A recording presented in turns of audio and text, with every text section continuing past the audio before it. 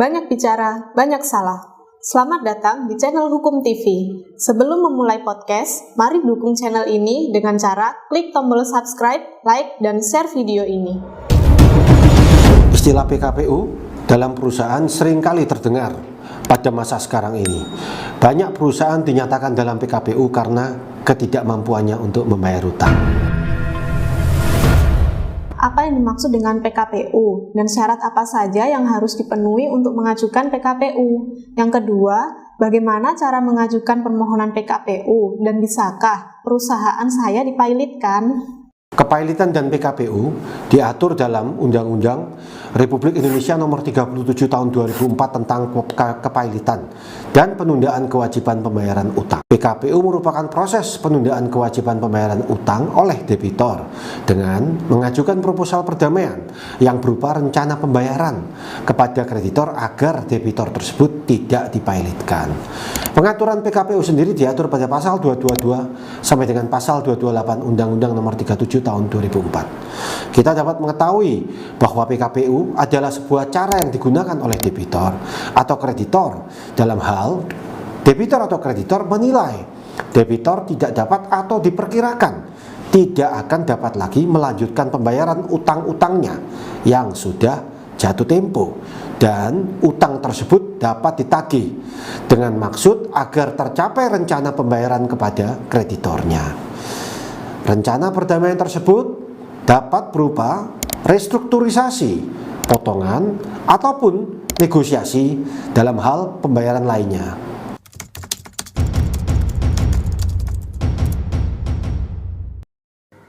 Pengadilan Niaga Jakarta Pusat kembali menggelar sidang lanjutan PKPU Koperasi Simpan Pinjam Indosurya dengan dikawal ratusan nasabah. Pendiri sekaligus pengurus KSP Indosurya, Henry Surya memastikan akan mengembalikan seluruh uang nasabah dengan proposal perdamaian yang telah diajukan. Untuk mencegah penyebaran COVID-19, beberapa merek besar misalkan banyak yang menutup toko hingga memangkas jumlah karyawan. Dan kini giliran PT Sepatu Bata Tbk yang mengalami penurunan penjualan hingga kunjungan toko. PT Sentul City Tbk atau BKSL membalikan posisi rugi menjadi laba pada kuartal 1 2021. Hal itu ditopang oleh pendapatan perseroan yang melesat lebih dari 3 kali lipat dibandingkan periode yang sama di tahun lalu. Dalam pasal 225 ayat 2 dan ayat 3 Undang-Undang Kepailitan, PKPU harus didahulukan terlebih dahulu dibanding proses kepailitan. Syarat apa saja yang harus dipenuhi dalam pengajuan PKPU atau penundaan kewajiban pembayaran utang? Dalam pasal 224 Undang-Undang Nomor 37 Tahun 2004 ada beberapa syarat yang harus dipenuhi dalam pengajuan permohonan PKPU. Jika PKPU diajukan oleh debitor, maka syarat pengajuannya adalah debitor harus memiliki lebih dari satu kreditor yang tidak dapat melanjutkan membayar utang-utangnya yang sudah jatuh tempo dan utang tersebut dapat ditagih. Pada saat pengajuan permohonan PKPU yang ditandatangani oleh debitor, debitor juga harus menyertai daftar yang memuat sifat jumlah piutang dan utang debitor beserta surat bukti secukupnya. Jika PKPU diajukan oleh kreditor, maka debitor ini harus memperkirakan bahwa debitor tidak akan dapat melanjutkan pembayaran utang. Pada saat pengajuan permohonan PKPU, kreditor tidak diwajibkan membawa bukti jumlah piutang dan utang debitor. Pengadilan niaga yang berkewajiban memanggil debitor, yang mana saat sidang, debitor harus mengajukan daftar sifat jumlah piutang dan debitor itu sendiri, yang berarti dalam PKPU memiliki dua pola, yaitu pola PKPU yang merupakan tangkisan bagi debitor terhadap permohonan kepailitan yang diajukan oleh kreditornya, dan PKPU atas inisiatif sendiri oleh debitor yang memperkirakan ia tidak mampu membayar utang-utangnya kepada kreditor. Jadi dalam PKPU terdapat dua tahapan, yaitu tahapan sementara dan tetap. Bagaimana sih Pak tahapan-tahapan dalam PKPU? Tahap pertama adalah PKPU sementara dan tahap kedua adalah PKPU tetap.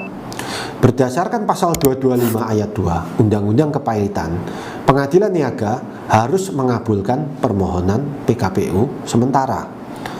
PKPU sementara diberikan untuk jangka waktu maksimum 45 hari sebelum diselenggarakan rapat kreditor yang dimaksudkan untuk memberi kesempatan kepada debitor untuk mempresentasikan rencana perdamaian yang diajukannya.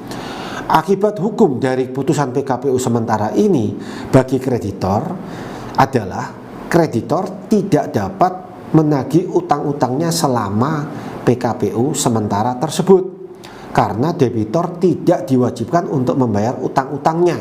Sedangkan bagi debitor dengan adanya PKPU tersebut, maka seluruh kekayaannya berada di bawah pengawasan pengurus, sehingga debitor tidak lagi berwenang terhadap harta kekayaannya untuk dilakukan tindakan pengurusan maupun tindakan pengalian tanpa persetujuan pengurus. Sedangkan PKPU tetap, pada hari yang ditentukan, majelis hakim menggelar persidangan permohonan PKPU tetap. Dalam sidang tersebut akan diputuskan apakah dapat diberikan putusan PKPU secara tetap atau ditolak. PKPU tetap akan ditetapkan apabila disetujui oleh lebih dari setengah jumlah kreditor konkuren yang hadir dalam sidang dan yang mewakili paling sedikit 2/3 bagian dari seluruh tagihan kreditur konkuren yang hadir dalam sidang tersebut. Persetujuan oleh para kreditor separatis juga mutlak diperlukan dalam PKPU ini. Sedangkan ketentuan persetujuan kreditor separatis adalah lebih dari 1/2 atau setengah dari jumlah kreditor yang piutangnya dijamin dengan gadai. Jaminan fidusia, hak tanggungan, hipotek, atau hak agunan atas kebendaan lainnya yang hadir dan mewakili paling sedikit 2/3 bagian dari seluruh tagihan kreditor atau kuasanya yang ada dalam sidang tersebut. Terhadap putusan penundaan kewajiban pembayaran utang tidak dapat diajukan upaya hukum apapun. Jika PKPU tetap disetujui oleh majelis hakim, maka jangka waktu PKPU tetap adalah 270 hari. Terhadap putusan PKPU tidak dapat diajukan upaya hukum apapun. Hal tersebut sesuai dengan bunyi pasal 235 ayat 1 Undang-Undang Kepahitan dan PKPU. Lalu, bagaimana Pak cara pengajuan PKPU itu? Pengajuan PKPU ditujukan kepada pengadilan niaga dengan melengkapi persyaratan, yaitu surat permohonan bermeterai yang ditujukan kepada ketua pengadilan niaga setempat yang ditandatangani oleh debitor dan penasihat hukumnya. 2. Surat kuasa khusus asli untuk mengajukan permohonan. Dalam hal ini, penunjukan kuasa pada orangnya, bukan pada law firm-nya atau kantor hukumnya. 3.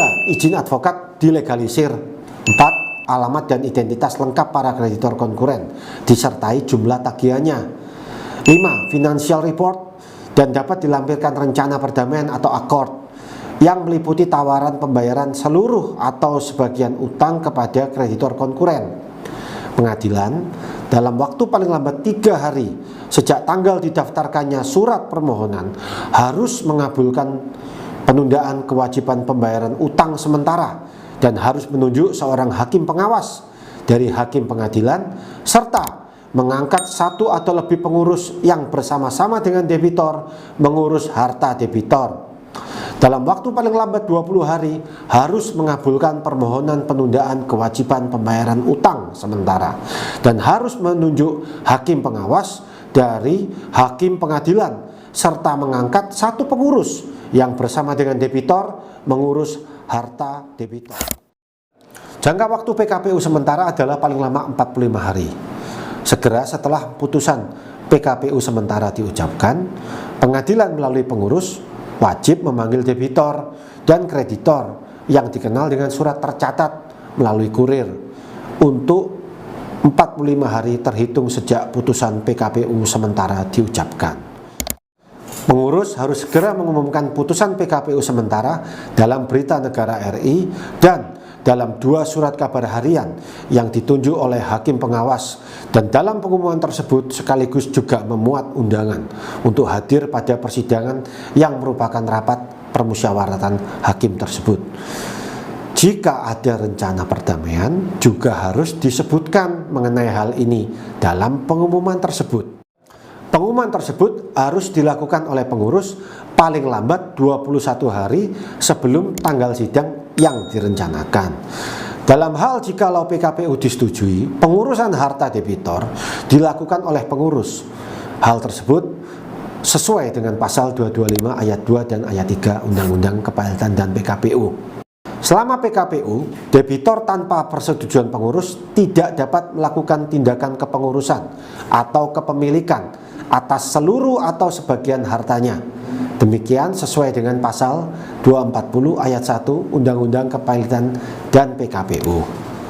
Jikalau penundaan kewajiban pembayaran utang tersebut gagal, debitor tidak dapat lagi mengajukan rencana perdamaian kedua, sebab setelah rencana perdamaian tersebut ditolak sesuai dengan pasal 230 ayat 1 dan ayat 2, pengurus wajib memberitahukan kepada hakim pengawas serta wajib segera mengumumkan hal tersebut dalam surat kabar harian, dan hakim pengawas memberitahukan hal tersebut kepada pengadilan niaga, dan debitor langsung dinyatakan pailit oleh pengadilan niaga. Terima kasih. Terima kasih sudah menonton dan mensupport video ini. Semoga channel ini bisa bermanfaat dan terus berkembang.